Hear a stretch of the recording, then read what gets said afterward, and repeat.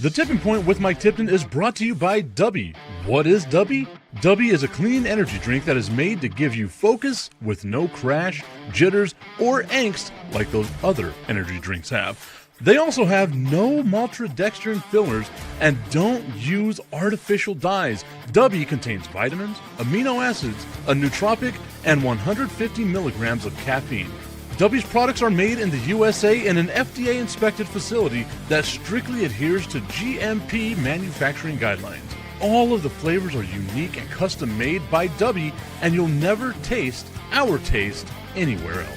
The best part about it is they're affordable. Dubby's drinks come out to about $1 per drink, much cheaper than Starbucks or any of those canned energy drinks. To learn more, visit w.gg.com/discount/MRTipton33 and place your order today. Use promo code MrTipton33 and save today. Dubby Energy, be better. What's going on, everybody? I want to tell you about my new friends over at Cleverman.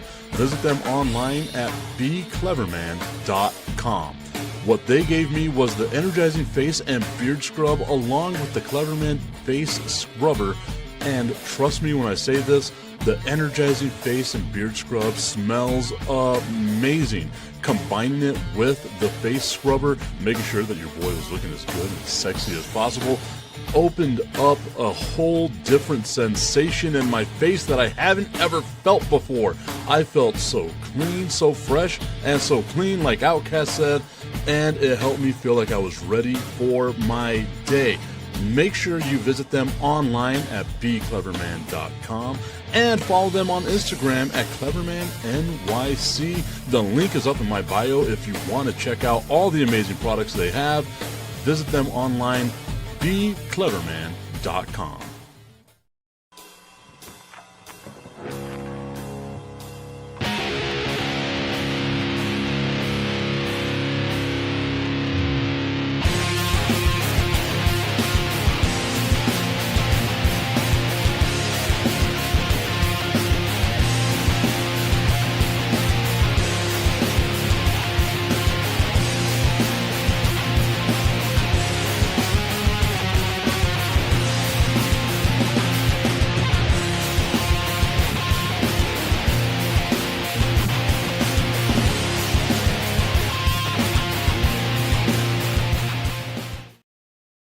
What's going on, everybody? It is time for that TIP VIP Friday. I see my dude Tommy Carranza tuned in right now saying, what up, Tip? What up, Tommy? Hope that you're having yourself a great day so far, my friend. You can see the TV in the background is loading. That's what happens when you get a smart TV. And it seems like it's going to be one of them types of days where everything's just moving a little bit slower today. But you know what? So am I. I'm moving a little bit slower today. There we go. Let's get that going. Hey. What are we going to watch today? Because I wanted to get this done in a little bit. Let's see what we got. Ooh, Red Sox Yankees a little bit later on today. We'll be watching that. But you know what? We'll just put something on in the background right now. Let's see how fast it takes for Apple TV to want to take me down. Shout out to Ellie Giz who tuned in, or Ellie Jiz who tuned in over on Instagram. That's a great name. I don't know. Like, it's a female profile, too. I see my dude, Stephen Michael Puga, tuning in as well. You can check him out. Where are you going to be, Puga? If you're still on, where are you going to be? As far as the comedy stuff goes, you would always check him out. The comic strip, a bunch of other places like that. One of El Paso's premier comedians, Stephen Michael Puga. Shout out to him. Hopefully I see you guys tomorrow at the Southwest University Park. El Paso Locomotive in action against Loudoun FC. Whatever the hell Loudoun is. Garbage-ass squad. I'm messing. I got to be a homer. So you know how I got to do it. All right. So before we get into the TIP VIP Friday stuff, let's go ahead and talk a little bit about what's going on in the world of sports. The Dallas Cowboys in action later on today. We have some finals from yesterday. Dylan Gabriel out there looking like the GOAT, the GOATy GOAT, our guy Dylan Gabriel. I can't read that, but I also don't know who you is, so I probably ain't going to call you. But hello, how are you? Man, my dyslexia is bad today. Like none of those letters made sense. I'm sorry. That's on me. I got some dyslexia issues, a little bit of glaucoma. You know what I mean? But we have some finals from the NFL yesterday. Thursday night football for the preseason. Pittsburgh Steelers lose to Buffalo 28-27. I was watching. I am well. How are you today? I am fantastic. Thank you for asking. I hope that you are also well today. Dylan Gabriel showing that he is that guy and that he should probably be the starting quarterback of the Cleveland Browns. Dylan Gabriel going out there doing his damn thing. I was excited watching that game. Not as excited as Augustine is. What's up, Augustine? What's up, Tipton? What's up, everybody? Good morning. Apologies for my lateness. Hey, but me being late is better than her. She's saying I'm late. Just leave it at that. That is very true. That is extremely true. Augustine being late is better than you hearing from somebody else that they're late.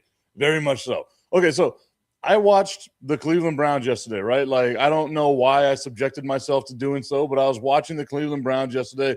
I like the Amazon Prime Thursday night football package that they put out there. Ryan Fitzpatrick, Joe Thomas, and like it's just it's an awesome product that they put out there. Al Michaels, Kirk Herbstreit, like all them, right?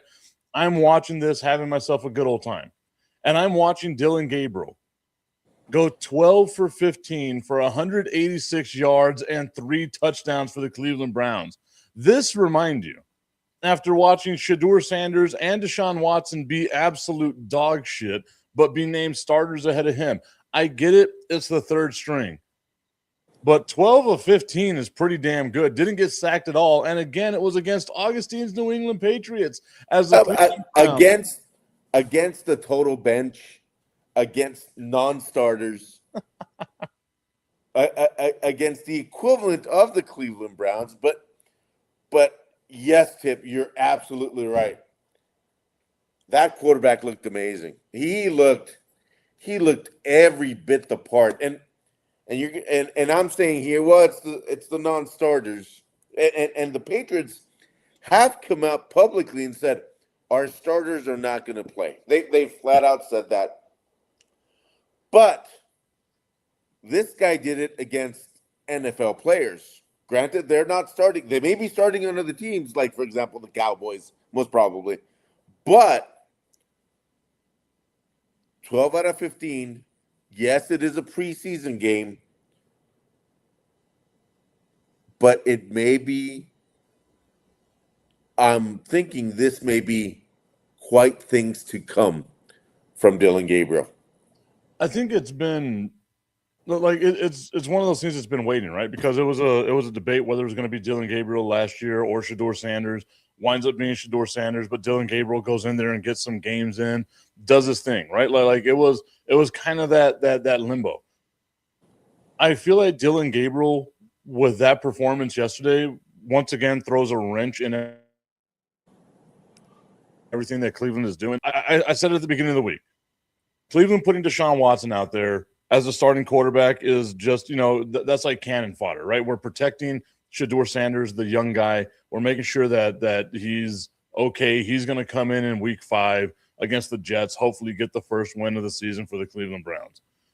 But if he were to lose, if Shedeur Sanders were to lose to the Jets, and then they lose, to Pittsburgh later on, they start the season like 0-6 with both Deshaun Watson and Shedeur Sanders not looking good, that crowd is going to be wanting Dylan Gabriel to go in there because we've seen him be okay. Like, he's a halfway decent quarterback. And if you're the Browns, why not load up on that dude, get rid of Watson? I mean, obviously it's going to be impossible because of the size of that contract. I don't know if you remember listening the other day whenever I was talking about it, Augustine, but that's $128 million salary cap hit. Yeah. Man.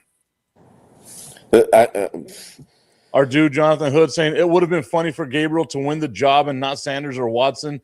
Gabriel would have been like, who? Me?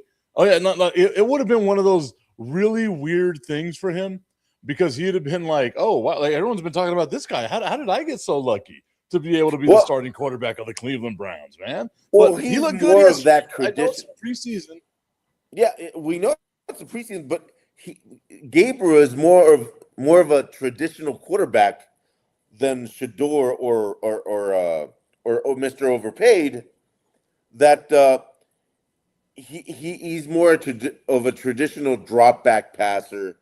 He's you know he's more prepared for the NFL than the other guy. And I don't like to say his name because quite frankly, he is so overrated. I mean, it's like the third coming of whichever quarterback you want to see now, and he has proven not to be it. I mean, he had some good performances, but good performances is not enough in the NFL. You have to be a leader. You have, especially at that position, you have to be a leader. You have to be consistent. You have to do all these things, and he's not it. He's I feel simply like not that's. it. I feel like it's a little too early to like come up with that distinction, right? Because we would have said that about Sam Darnold. We said that about Geno Smith. Like we've Oh seen no, these it guys. stands the same with Geno Smith. Geno Smith is not that good of a quarterback. You put a quarterback, an NFL quarterback, in a very good situation, and great things can happen. Yes. Again, I'll push back on that because I went into last year with this mindset, right? It doesn't matter who the quarterback was for the Minnesota Vikings. They were a quarterback proof team. You had Justin Jefferson, you had Aaron Jones. Like they've got a squad there offensively. And we saw JJ McCarthy be absolute dog shit all season long, man. And it went to show off, okay, yeah, maybe it was more Sam Darnold because who won the effing Super Bowl? It was Sam Darnold. Again, wins are not a quarterback stat. I understand that. I get that. But whenever you have a quarterback lead a team to back 14-3 seasons, and then they go off and win the Super Bowl, there's a little bit of something there. Like that's where it is. And if there was a team that was stacked up to look like they were going to be quarterback proof, it didn't matter. Like it could have been me and you back there with the limp noodle of a left arm that I got, throwing whatever I could to Justin Jefferson, Jordan Addison. I mean, that's a squad. TJ Hawkinson, like they've got some dudes there, man. Yeah, but I mean, throwing a 5 yard slant is not enough, Tipton. Come on. Well, and that's what I'm saying. Like like to me, yes, you could say Geno Smith was put in a good situation whenever he was in Seattle. Anybody, it doesn't matter who it was, any quarterback last year, Patrick Mahomes himself, if he was on the the Las Vegas Raiders, he'd have been dog shit last year too. Like that Raiders team just has nobody to throw the ball to. So Geno Smith being raked over the coals because of the Raiders, that to me just isn't right. He didn't do himself any favors though going back to the Jets. So Oh no favors at all because I mean at least Geno Smith should think, hey, I need a good situation. What's a good situation? Who can I go with that at the least has Jets, a huh? the Jets, that's a great situation. Yeah, the Jets. I'm gonna go to the Jets. Yeah, I think not even the fans have said that. I'm gonna be a fan of the Jets. Eee. Yeah, even Jets fans are like, "Oh God, what are we doing here?" Like, it's whatever it is. It would be interesting to see Dylan Gabriel get a little bit of run in Cleveland, right? Like, what do you have to lose? Like, I get it, the money. That's why you got to play Deshaun Watson. You're paying him, what is it, $45 million this year to play. If you cut him, it's a dead cap hit of 120 million. So you got to keep him on the roster. You got to get him out there somehow. But what, like me, it's not Stefanski anymore. It's Todd Monken. If I'm Monken, I'm going out there telling my offensive line. Remember, like in the longest yard, where the offensive line just doesn't block for him and he gets blown up. That's what we're doing for the first drive, brother. Like, Yeah, get blown up, man. Let's see what happens here. yeah. It's that situation. It's really weird in Cleveland, but I think there's just something about Gabriel that he's proven every time he's come into that team that he makes the right read, makes the right throw, and that is something that Shador and Watson, uh, you know, have not consistently done. Maybe this guy hasn't gotten enough reps, but I think he deserves the time and the effort to give them that amount to see if he can do it. Now, the thing is it going to be with the Cleveland Browns, or are the Browns saying, I might have an ace in order to get some more talent around here and trade him to one of those teams that are quarterback hungry? Who can that team be? Owen Wetterhahn saying, if the Browns have seemingly given up on Dylan Gabriel, I wonder why they didn't trade him while he has value. I think he still has value, and luckily for them, the trade deadline isn't until week 6 or week 7, Week 6, somewhere yes, around there. yep. But if you're Cleveland, maybe you get some sort of value for Dylan Gabriel, but what is his ceiling, right? Like, he's got to go out there and constantly prove that he's got it, whatever it is, right? Like, he's got to be able to go out there and prove that he's got something there. This team has some weapons, right? Like, they go out, they draft Casey Concepcion. They've got Jaron Judy, who I think is a very underrated wide receiver in the NFL. They've got some pieces there, something to build around. Maybe if you're Cleveland, you are protecting him, right? Because what we saw yesterday, 12 of 15, 186, 3 tutties. That's enough for everyone to look back and be like, you know what? Maybe I don't need him as a starter, but if he was my backup, a backup quarterback is super valuable in the NFL, right? And I could see a team like maybe if I'm Atlanta, I take a flyer on him because I don't think Tua is going to be the dude as my backup. Penix is clearly going to be the starter. Tua is not going to be there. And I love the synergy of back-to-back lefty quarterbacks, because I know you say it doesn't matter. The ball flies out differently from a lefty, dude. I'm surprised he went against the lefty. Yeah. I mean, you know me. I love Tua, but it ain't there no more. He's just sitting there cross-eyed with a concussion like, Tua play football. Like, that's all he knows how to say now. It's bad, man. Like, someone's got to protect that man, save him from himself, because it ain't looking good for my dude. Like, I am worried about what his 30s are going to look. We got to remember, he's still a young man. What his 30s are going to look like, man. Like, he goes off and says some stuff off the deep end now. Imagine whenever he's like in his 40s, like if Tua was an old wrestler, he would be super MAGA right now. Like, that's who Tua would be. At least he won't remember what he said before.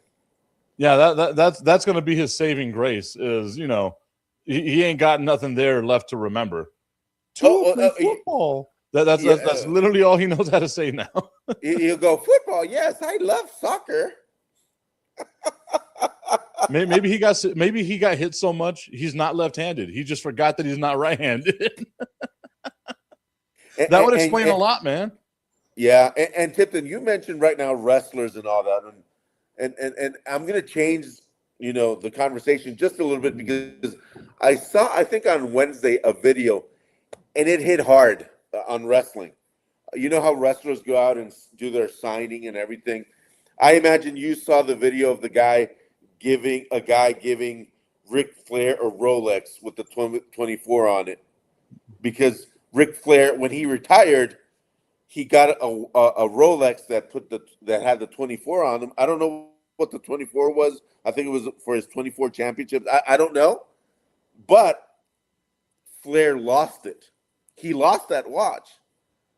So another guy, when he was in the signature, he made Ric Flair that watch and gave it to him while he was signing, other stuff. So Ric Flair teared up in front of everybody, and that for me was a moment that went, wow. I saw it like 3 times, because you get to see what it means to these wrestlers, and that crosses the line where that is what every single athlete now does in their signings, because there are so many memories that go with playing that sometimes just somebody comes and gives you back that memory and you're there again.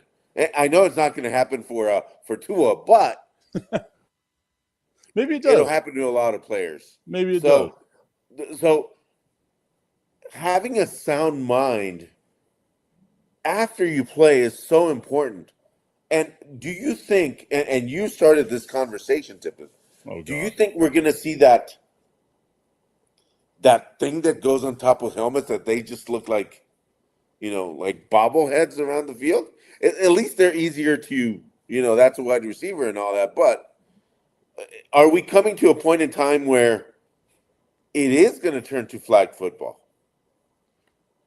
It is the tipping point with Mike Tipton, the TIP VIP Friday. We got our dude Augustine Pimentel hanging out with us today so far. We are live on Facebook, on LinkedIn, on X, on Instagram. Drea Thomas and Cassandra have followed or are watching over there on Instagram right now. We're also live on YouTube, my channel, the Under the Hood podcast channel. And starting next month after Labor Day, we're going to be live. You'll be able to see it back there behind me, right there on KTSM Plus. So we're looking for all the stuff that we're expanding here on the show. As Augustine mentioned right here, I kind of like the padded helmet that they got, right?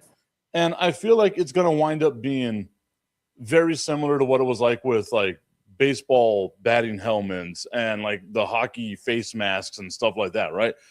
There was a generation of people who were like, I don't want to do that shit because it looks goofy.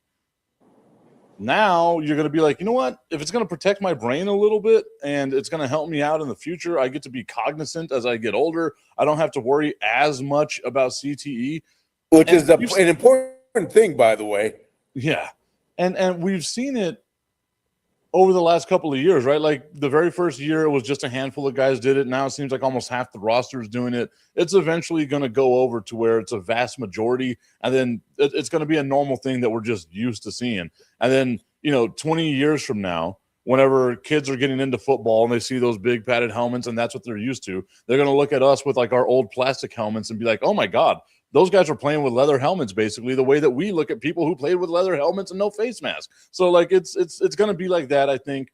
Maybe not in the next year or so, but a generation or two. Yeah, I think we're headed that way. The thing is, and I think the NFL Players Association will be all for it. I think they're the ones who will be pushing for it. If the NFL Players Association was pushing for it, they would all be wearing it by now. You think so by now? I 100% think so. Like the Players Association, whatever the Players Association says is law with the players, and they would be wearing that right now. I want to go back to your Ric Flair comment because our dude Jonathan Hood from the Under the Hood podcast, ESPN 1000 in Chicago, saying, imagine losing a Rolex at a bar. That's crazy. Dude, I lost 3 Rolexes at a bar. That's how much more impactful a person I am than Ric Flair, right? Like you got Tip being as drunk as Flair, the Flair Tip. Hey, a Rolex that you buy in Dyer is not a real Rolex. Just hey, so man, you know. I bought that Rolex at the Mercado in Juarez, dude. Like I know that thing's real. Well, did it go click, click? It didn't even tick, man. It was crazy. It always had the same time. It was wild. Hey, at least it was right twice a day. Exactly. Which is more than me anyway. But anyway. I remember a dude in high school, like he kept telling us that like his parents were jewelers and stuff like that. And he came to school one day and like this big ass like gold watch. And like I don't like gold watches to begin with. It was like this big ass gold watch, and like on the wristband was like these little mountains on it. And he's like, oh, those are like actual gold nuggets and stuff. I was like, damn, dude, that's a dope ass watch. They stole that shit from him in like third period and took it over to the pawn shop. And the pawn shop's like, oh, this is a fake ass watch, dude. And he just brought it back to him. He's like, take your fake ass watch back, boy. Yeah. Yes, Socorro High School. Happen. Socorro High School is right next to a Subway, a laundromat, and a pawn shop. So, I mean, yeah, that says everything about the high school. But anyway, so Tipton, in regards to yesterday's game, in regards to that, and I want to be pretty clear about now my and your Patriots. Whoa. They got some receivers now. Drake May has some weapons. A.J. Brown, Dobbs, whatever you say his name. Dobbs. I'm messing up names again. Demario Douglas, Hollins, and Kyle Williams, and Kyle Williams caught another bomb. So it's not like the Patriots are missing any kind of weapons anymore. So, so are the Patriots now? Do our Patriots now have this this stigma on their head that there's no excuse for going back to the Super Bowl? Drake May has weapons now. Drake May, a wonderful Patriot, wonderful guy. What a guy. Just like Augustine, wonderful guy. I think the built-in excuse for the Patriots, like obviously, yes, you've retooled, you want to get back to the Super Bowl. People need to remember, it's really hard to get back to the Super Bowl. There's a reason why it's such a difficult thing to do. Like, it's a very hard thing to do. So the expectation shouldn't be, oh, they got these guys, I should go back to the Super Bowl. Buffalo is also better. Buffalo is going to have a chip on their shoulder, knowing that last year was their best chance of getting there, the easiest route they can do to get there. Kansas City is going to be retooled with a healthy Patrick Mahomes and some offensive weapons that they added as well, right? The expectation should always be whenever you're entering the season, yeah, let's win the Super Bowl, unless you're the Cleveland Browns and you know you're not going to win the Super Bowl. But every expectation for every team should be that. The fans, though, let's dial it back a little bit, man. Like, sure, they've got some weapons. Sure, they got some stuff going their way. But it should not be, yeah, we're going to win the Super Bowl, guys. Like let's do this. I didn't say win the Super Bowl. I said get back to the Super Bowl, because you're talking about Buffalo now as well. Like, they haven't been there, and Allen has great quarterback, great regular season quarterback. He has Dak Prescott it all the way up to Dak Prescott levels. He chokes right at the right time. That's top 5 quarterback in the NFL, Dak Prescott, that I would like to add. You can be a top 5 quarterback in the regular season all you want. He's number one. Dak Prescott is number one. Number one. Well, he's number 2 all time. Quarterback for the Cowboys. But he chokes. He doesn't. The team chokes. The team chokes. He doesn't choke. The team chokes. And sometimes, whatever the reason, sometimes you're just he chokes. Bad. Same with Allen. The same thing with Allen. He chokes. He chokes at the right time. Yeah, I mean, I can see it, right? But I mean, that Denver Broncos team, that's another team that we got to talk about being good enough to make it to the Super Bowl as well. The Denver Broncos are a really good team. I feel like the AFC is kind of stacked. Like they're really good. The Jaguars, right? Like, if the Jaguars made a deep playoff run, would you be surprised? Of course not, because they're everybody's second favorite team on the show. Even if you're new to the show, congratulations. Your second favorite team now are the Jacksonville Jaguars. Look at you. Everyone loves you, just like the city of Jacksonville does. Owen saying, I hate the guy, but Dak Prescott is incredibly consistent. He really is. Again, top in the regular season, I understand, and everybody's going to go, Dak Prescott this, Dak Prescott that. I understand that. He's a great quarterback for fantasy football owners. I wish I had him in my fantasy football team. But guess what happens in the playoffs?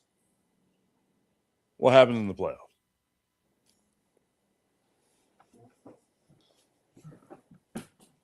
I got to make that the thumbnail. Like, that's got to be the thumbnail of the show. Is just you doing that face. Like, it was fantastic. But again, I guess I could see it. I feel like the Cowboys, the years that they've made the playoffs, they've vastly overachieved. They're still just a middle of the road team. Like I don't care how good they might seem. I don't care how much improved they might seem. I don't look at them as an actual Super Bowl contender. I know that's weird to say as a guy that's a Cowboys fan, and we apparently have the every year's our year bullshit that surrounds us. No, you're saying it because of 30 years of history. No, I'm saying it because I mean, there's been teams of the Cowboys where I've looked at and been like, oh, that's a really good team. I think they got a chance to make a run. I look at this team and I'm like, I still see some weakness. I got to see it on defense, right? But the thing is, I think the Cowboys can make it to the playoffs. they'll probably lose in the divisional round of the playoffs because all they're used to doing is giving us just the tip. I just want to put the tip in. It's time for Just the Tip. That would make me uncomfortable. Promise that it ain't too much, but just enough. Just a tip. Just a tip. Just the tip? Just the tip. It's time for Just the Tip.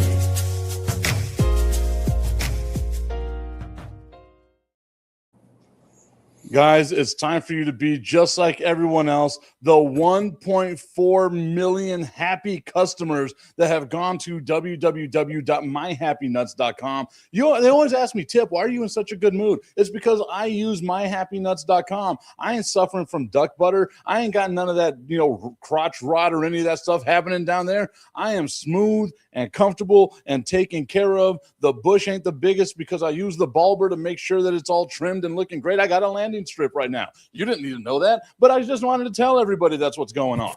www.myhappynuts.com. Use promo code MikeTipton at checkout and save on all of your male grooming needs. A landing strip? Really?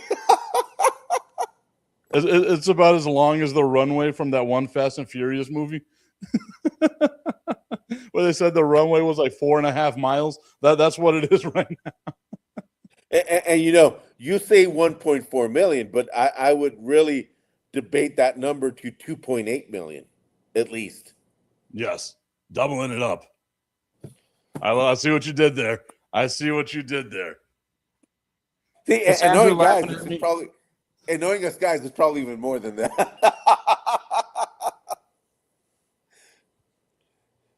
Well, not you, Tip. I mean, other guys. Other people. Okay, yeah. That's not uncomfortable at all. Changing the subject. How about football? Huh? A lot of stuff going on in the world of sports. So I've got a question for you. So at what point do we stop judging the Cowboys, and you've been doing this, on how talented they are, how talented the roster looks? Yes, they got some holes. And how good they look in August and preseason or whatever, and Cowboy fan demand that they actually not just do something in January, but get to January. I think that's the difference between me and like a bunch of other fans out there, right? Is like, I understand how difficult it is to do stuff in January. And I know the team that you have in August might not be the same team that you have in January just because of injuries and stuff like that. What's that? Metaminol 23. Metaminol 23. Hey, again, my dyslexia, I don't know what it is today, dude. My dyslexia is hitting me hard. Like I'm having a hard time reading stuff. That's why I haven't been doing very much reading today. So is that why you have a ERPS cap on? A SERPS cap on. I thought it said sipping on some scissor is what I thought it said. Is that what it is? It's not saying that? Damn it. But okay, so most fan bases are going to look at their team and they're going to be like, we've got a shot. We like the way we retooled this year. We like the way we finished last year. We like this. We like that. Blah, blah, blah, blah, blah. Most fan bases, right? If you're the Cleveland Browns, you're in hell. You're in purgatory. If you're the Raiders, maybe Fernando Mendoza is going to be the guy, but you're not going to make the playoffs this year. There's very few teams where you can look at them and be like, you know what? They're out. And Fernando has not looked good at all. Well, it's not, the Raiders are not a good team. Like he's got nobody to throw the ball to. Yes, you got Brock Bowers, whatever. It's not. That's not a team. Right? Like that's not a full team.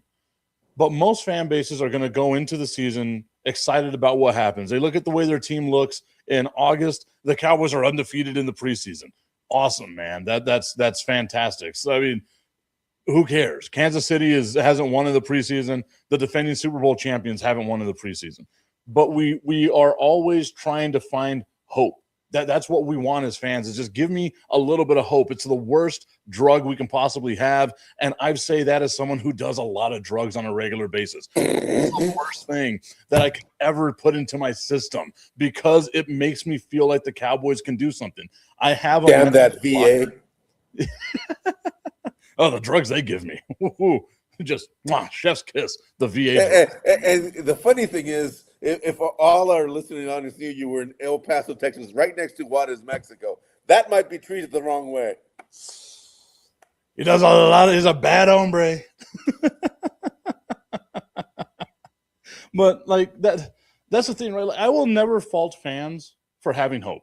You should have hope. And then whenever the season starts and November comes and your team is 0-12 or whatever, then you can be like, you know what?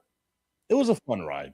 Just sit back and enjoy the ride, man. I don't go on a roller coaster expecting the roller coaster to be the best roller coaster of my life. I just want to be on the roller coaster because I love feeling the ups and downs, man. That's what I love about sports. That's what I love about other things that I have fun with as well. But like that's the best part about it, is just riding that roller coaster. Just be there for the ride. I feel like if more fans dialed back their expectations and were like, it shouldn't be about a Super Bowl. It should just be about having fun with my family, watching games with my friends, doing, this and that, then they wouldn't have TVs that are broken from Dallas Cowboys fans. You know what I mean? Like your TV didn't do it, you misplacing your anger person, but like just go out there and try to enjoy the damn game, man. You have no impact on the game. You're a fan. All you can do is like, go team. That's all you have. What was that again? Go team. Haha. Oh boy. Everyone's out there having a good old time. I didn't know Mickey Mouse was a Cowboy fan. Oh, I'm a huge Cowboys fan. Brokeback Mountain was my favorite movie. Whoa. Calm down there, Mickey. What's going on with that guy? Hey, speaking of, renowned artists and all that, we got to give, we got to salute to two artists that passed away, a big-time artist. Dolly Parton passed away. She was, people are going to always see two things of her, but let's look past that and look at all the good things she did for things all over the world. And then the one that really hits me hard, one of the best actors I've ever seen, and the biggest reason why I'm still afraid of clowns, I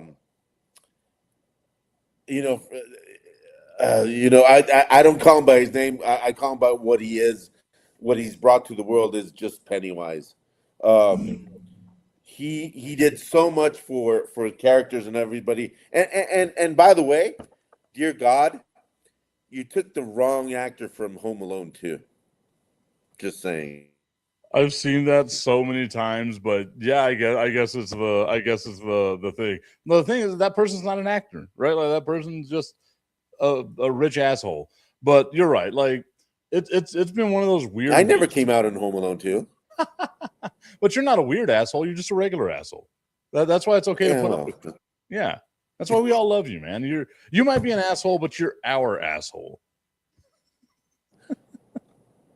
That didn't sound good. I was just waiting for it to register, man. But I mean, that's one of the things that like sucks about getting older, right? Is like these people that were so influential in your life that, and even if you weren't like a huge country music fan, you knew who the hell Dolly Parton was. Even if you weren't like a huge like movie fan, you know who Tim Curry was, right? Like you like the stuff he did in Rocky Horror Picture Show. Is that what it was? But exactly, like that the Rocky Horror Picture Show. The stuff he did in Home Alone, like that character he plays is so good, and it was so good in every movie that he did. Dolly Parton, just like a good, decent human being, right? And obviously, they both lived into their 80s, right? Like that's a good long life to have, man. So like it like even though it is sad and it's depressing, it's just more along the lines of like that's 80 years of memories you got to make with your family. Dolly Parton's 60-year career that she got to make memories with her fans. Tim Curry's 50-year acting career that he got to make memories with his fans, man.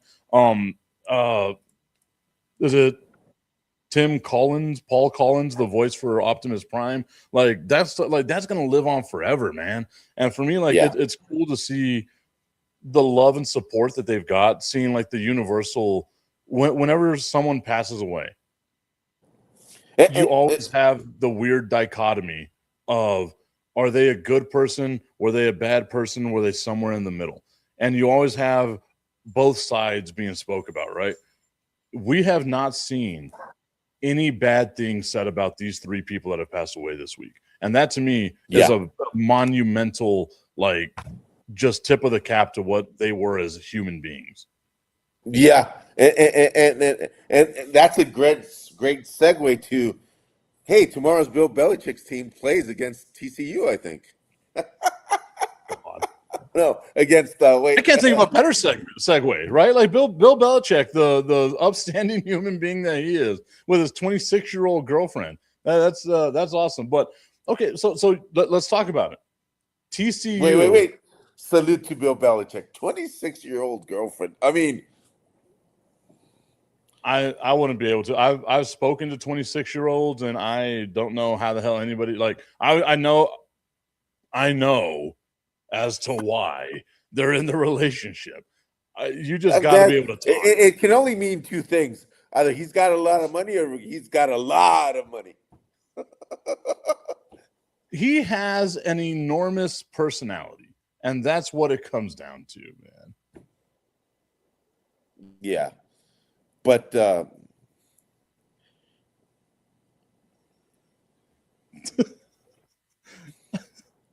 like I know it's a bot, but it's just that's a hell of a comment. You talk about a way to just jump right in and get. Hey, if I got Skynet going, I mean, I can get anything going. Oh yeah, you can. Okay, so man who needs cookies, subscribe to Augustine's OnlyFans channel. It's OnlyFans / don't subscribe.com. The only OnlyFans channel that gives you a virus. Oh, in more than one way. Out me like that. What's wrong with you? Okay, so let's talk about it, right? Is there pressure on Bill Belichick to win this year? Yes, huge. But why? Right? Like we look at the ACC. It's Bill Belichick. It's the name. The name by itself. Just based off the name, year number 2 in college, he has to win. And is it winning the ACC, or is it winning like a national title? No, maybe not a national title, because you can't compete yet against those big guys, but at least going to a bowl game, at least. And I'm not talking your 29th or 30th of December bowl games, or 31st. I'm talking about a January bowl game. Shout out to Amber Bonda, 49ers Faithful 77, and Miss Amy Wright joining over on Instagram. Okay. But the ACC, look at what's in the ACC right now, right? Like, you have Miami, who just made it to a national championship game, de facto Notre Dame, right? Like, they're basically an ACC team. Yep. Maybe you're right. Like, the more I'm talking about this, I don't think Florida State's ready to be there.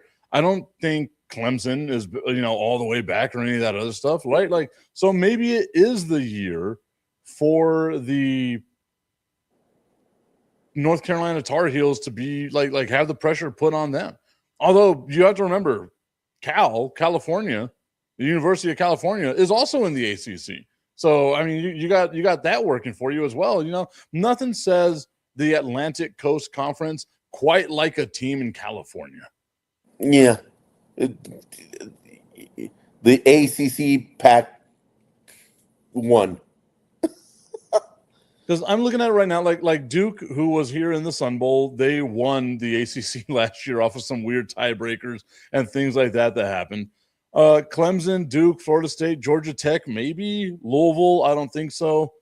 Miami, I still got to give a little bit of love to. North Carolina, NC State, Notre Dame, kind of, right? Like, they're that weird thing. Pittsburgh, SMU, maybe. SMU's a pretty damn good team. Stanford, which, again, whenever I think of the ACC, I think of Texas and California. Syracuse, Virginia, Virginia Tech, Wake Forest. Maybe Vatek.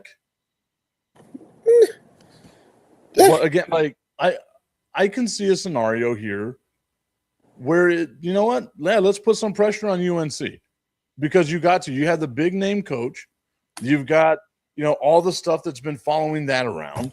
So why not have some pressure on North Carolina to actually prove something? Because how long is this experiment going to be cool, right? Also, Bill Belichick's what, 80 almost? Like you got to capitalize on the now. Every time you saw Bill Belichick, I have to salute. It's a horrible looking salute by you, but okay. 26. I was never in the military. How do you do it? Is that better? No. Fingertip. So if you have glasses, your arm is at a 90-degree angle, comes up right here. The fingertip goes by the tip of the glasses right there. Or if you don't have glasses, it goes right by the eyebrow. Not like this. Straight out like that. There we go. Right by the eyebrow. You got to move your hand back a little bit. Move the hand back a little bit. Back like that. There we go. Right there by the eyebrow. Middle finger by the tip of the eyebrow. There you are. Oh, wait. Oh, sorry. Oh, wow. Whoa. Whoa there, guy. Bill, every time, come on, at 80, 26? I mean, goodness gracious me. He's not 80, right? Like, he's like 72, 73. Hell, man. Come on. Yeah, I know. Bill, okay, so he's 74 and she's 25. He's going to be 75 later this year. So there's a 50-year age gap between the two of them. That is gross. Like it just feels disgusting. You know why it feels disgusting? Because it's not me. Because it's not us. Yeah, exactly. If you were single, and Destiny, please shut off something here. If you were single and you started dating a 25-year-old, now you already have somebody in mind. I see what you're thinking there. Oh no, you froze. You thinking. Froze. So I was waiting on what you were saying. My bad. Sure, we'll go with that excuse. but I mean, how old are you, Tip? 43? 42. 42. If you were dating a 25-year-old, how would you feel? Gross. Like, so let me see. That would be a 17-year age gap. That means whenever she was born, I was about to graduate high school. That's just like my mindset, right? And like the conversation wouldn't really be able to I get it. There are some people where you can have a conversation with them, like old souls, right? Like some people are a little more mature for their age than others. But I don't know, dude. Like I would not be able to do that. I like in this hypothetical world, I think the youngest I would ever go from my age is like 5 years, maybe. Yeah, because life experiences are so different at that time. You know what I mean? Like me at 25. Yeah, no, I completely understand. No, I completely understand. But what if she liked audio video, was a Cowboy fan, and she liked bald guys with beards? She's still a child. Like that's the thing, man. So that was the thing, right? Whenever I got out of the military, I started going to UTEP and stuff. I was clearly an older student and all those, and like I would have to have these group projects and stuff. And like I know whenever you're a student at UTEP and whenever you're in the advanced classes, you're minimum 20 years old or older, right? And I remember this one, girl that I was group project, and it was like 5 of us in this group project. And we're, at the library, we're finishing stuff up. A couple of people leave. I'm just like zipping up my backpack. And she comes up behind me and she's like, "You give me awesome daddy vibes. Like we should really hang out and have a good time." And I was like, "I'm good. I am so good right now. Like clearly you've got some father figure issues that you need to get worked out. And I'm not the guy for that. Like it's you do you, I do me. We have ourselves a good old time." I'm very proud of you, Tipton. I'm glad that extremely impressed that you. I know it doesn't seem like I do have morals. It's I know I put off that I don't have. I do have some morals. Look at me being a halfway decent human being. No, but this Bill Belichick thing, at the end of the day, I mean, yeah, his personal life is one thing, but I think he's expected to win now. He With, is. with the with the name, with the money that they're spending, yeah. Yeah, I think maybe not as surprising as Indiana was, as the Hoosiers were, because they really put money into that thing to get their national championship. But it's either a big bowl or see ya. Because then the Bill Belichick experiment did not work. So for me, now in this new world of college sports, where it's all about money, it's you win now. And if you can't do it, next coach up, because the name Belichick should be a variable into getting good players in. So I looked it up right now. UNC is one of the few schools that looks like it's actually paying attention to the House of Representatives settlement that they had with the NCAA, saying that schools should only pay $20.5 million annually in direct student revenue sharing. Football receives $13 million of that deal.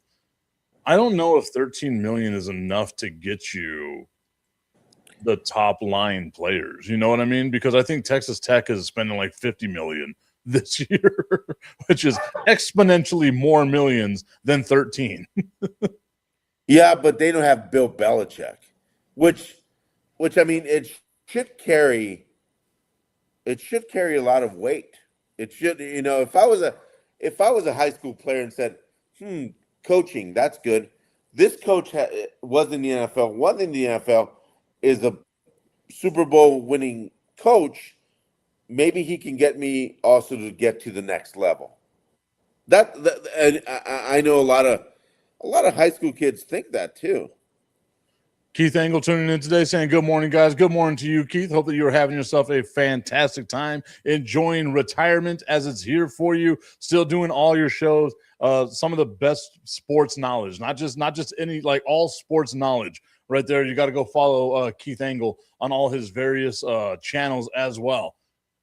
I don't know what the expectations should have been, because Bill Belichick outside of Tom Brady wasn't great, right? And I'm not going to get into the argument of like who's responsible for what. They caught lightning in a bottle. They won 6 damn Super Bowl championships together. It was a great moment for both you and Keith as Patriots fans to be able to like go through that time frame, right? But what was he like outside of those Tom Brady years, right? And in Cleveland, it wasn't great. And following Tom Brady in New England, it wasn't great. And I know he's trying to like get that monkey off his shoulder, kind of Steve Young style. I got to get that gorilla off my back of what Tom Brady did afterwards. I think the worst thing that happened to Bill Belichick was Tom Brady winning a Super Bowl with the Tampa Bay Buccaneers, right? But that was a great team that the Tampa Bay Buccaneers put together around him. Oh, yeah. He's always going to have that on him. And maybe that's the expectation is you're a 6-time Super Bowl winning head coach. You should come in here and dominate college football. College football is completely different than the NFL. They are two completely different worlds. And I don't feel like that should be the expectation for Bill Belichick and UNC. Amber Bonda over on Instagram is asking, what is Tom Brady up to now? He is in the middle of his 10-year, $350 million deal that he has with Fox Sports to commentate their games while also owning part of the Las Vegas Raiders, because Tom Brady, not only is he the most handsome man in the history of mankind, he is a smart and savvy businessman. I love me some Tom Brady. Keith saying that Belichick gets a pass in Cleveland. It was a mess. No pass for the mess that he created in New England after Brady, though. I agree.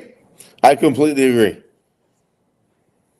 Wow. That might be the shortest statement that you have ever made, and I am terrified. Are you okay? What? What happened? What? I mean, yeah. I'm trying to figure out Also, what should the you have to expectation be, because if whenever Saban made it to the NFL, that Miami Dolphins team he had was hot dog shit, and he wound up just leaving in the middle of the season, right? But he goes on to be the greatest head coach in college football. That shows you the difference between the NFL and college football. And I don't think that we should be like, okay, Bill Belichick gets a pass because UNC is college or whatever, and it's not like a top college institution. But it's not like North Carolina has always been this team for college football that gets looked at as like a trendsetter, right? They play bowl games at the Sun Bowl, for God's sake. Like that's a great year for them. So what should the expectation be? And I don't know if it's win the ACC and make a major bowl game. Maybe it should just be, let's take some baby steps and make it to an actual bowl game and win. Well, baby steps. That's what Belichick is dating. So maybe he could go that route. Quite simply put. It was set up perfectly for just that, right? Like baby steps. That's what he takes while he's, with his girlfriend. Yeah. It's incredible to me to think that the girlfriend might be pregnant. Ugh. That kid is going to be born with a great grandfather. My great grandfather's my daddy. That Yeah, reminds me of exactly. some Alabama stuff. Yeah. No, but and you're talking about $13 million for football. That's still a lot of money. Well, how about compare it to other schools, namely UTEP, which have what, $500,000, $600,000, maybe $1 million for NIL? Let's see. It looks like they are projecting 3.45 million this year, which is a jump up from the 1.1 million last year. But that's because of the jump to the Mountain West. But yeah, you're right. I mean, that's UNC is giving them 10 million more than what UTEP is giving. But again, UTEP, it doesn't. The Raleigh-Durham area is so flush with money, like so flush with money that like they shouldn't have a problem raising enough money to make sure Bill Belichick and them boys have a roster. With Intel alone, Yeah. with Intel alone, they have way more than enough money. The thing is, you also have to think it's UNC, Duke is right there, Wake Forest is right there. I mean, that's three major universities in a 15-mile span. So it's Duke, UNC, North Carolina, and NC State, all within a 25-mile radius. Duke, Carolina, and NC State, 8 miles. 8 miles, that little triangle that they got, 8 miles right there. Dude, I remember whenever I lived in North Carolina, I tried to go because, you know me, I love basketball. I'm a Jordan fan, so I like UNC just out of that, right? I tried to go to a UNC Duke game as just like a fan buying tickets whenever I was in the military. I would have had to wait. Like the waiting list, not even for season tickets. The waiting list for that game specifically was 86 years. It was insane, man. I was like, well, I will never be alive for this. So I got to like try to buy scalp tickets. So I go to the ticket scalper. He's got effing nosebleeds in Cameron Durham Stadium, right? Nosebleeds in there. $2,000. And I was like, I'm in the military. Well, Cameron is not that big. I mean, nosebleeds is you can still watch it nicely. Yeah. But I mean, still, like way up in the top, the worst possible seat you got. $2,000 from a scalper. I've never seen a scalper ask for $2,000. That's what scalping does. Yeah, it does. And Tip, I'll say this: you're gonna love, that area a little bit more because they opened their first Whataburger up there a year ago. Ooh, I got to make my way back to North Carolina. Making my way back down to North Carolina, walking fast, and I'm homebound. Way too much.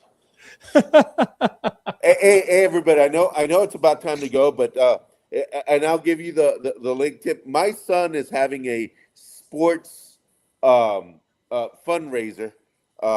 It's a small private school. And with your permission, Tip, I will share the link to you. And if you can share to a couple of places where, especially coming from a private school. Even public schools and everybody, they're suffering. Private schools is worse. They're having a fundraiser. They're fundraising $5,000. They're about they have about $2,750 in there. So if anybody can help with $5 or anything like that, it's a small Lydia Patterson Institute down in South Central El Paso, where they've been a staple of schools here in El Paso for more than 100 years. So if anybody has an extra 25 cents or whatever you want to give, that will be absolutely great, and we all appreciate it. I appreciate that, Augustine. Send whatever you got for me. I'll send those links out there to people. We'll see what we can do to help out with the fundraising as well. Everybody, I got to say goodbye as well. But before I do that, we got to wish a happy birthday to my son, Jericho, turning 14 tomorrow. No fire and ice because I'm not going to celebrate Jericho's birthday with Brandon the Iceman Cone. That would be gross. So it's just going to be us. We're having ourselves a good old time. Jericho gets to be the game ball delivery kid for the El Paso Locomotive. Look at nepotism paying off for me. He gets to be the kid that takes the ball out there on the TV broadcast and all that stuff as well. So it's going to be super awesome to see that. But I want to give a little bit of love to my not so little guy anymore, as he's about that far away from being as tall as I am, Augustine, and I do not like where this is going. Well, very happy birthday to him. Eken is not taller than me. Yeah, but you're only like 5'2", so I mean it's expected. No, that's wide. That's my wide. Oh, okay, my bad. My bad. Everybody, thank you all so much. We'll catch you later on next week. Have a great weekend, y'all. Belichick.